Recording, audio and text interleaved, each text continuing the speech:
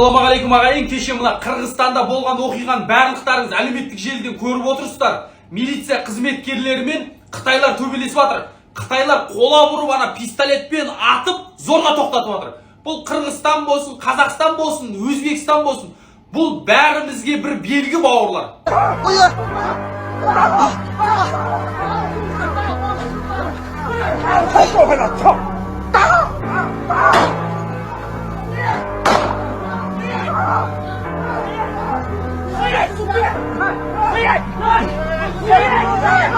Біз конкретно қазір есімізді жимасақ, бұл неге ол өзге ұлт өкілі, өзге елде олай милиция қызметкеріне атылып, ат деп, ұрам деп артынан қолап жүр, білесіздер ма? Бұлардың артында алпауыт мемлекет тұр.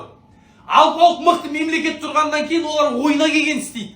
Сол үшін бауырлар, мынау әсіресе оңтүстік өңірі құрметті, мынау шымкенттіктер, Алматы, Тараз, Қызылордалықтар, мына той дегенді жиыстырып, біз мынау елдің дамуына мынау кәсіпкерлер тойхана салуын тоқтатпай, мына қарапайым халық той жасауын тоқтатпай, біз дамымаймыз. Біз мына север жаққа барып, малмен, шаруашылықпен айналысып, мықты деңгейде қарапайым халық деңгейін көтермесе, Қытайлар төбеңнен жегіп шешеңді сыйлайды. Қамшымен ұрып тұрып жұмсаған кезде өкініштің көкесі сөгізде болады. Бұл қырғызға да, бұл өзбекке де, бұл бәріңе қатысты, бауырлар. Есімізді жию керек, мына той томалақ деген тоқтату керек. Шешеңді сыйлайын, тойдан бір тиын пайда түсіп атқан жоқ па кейін ау.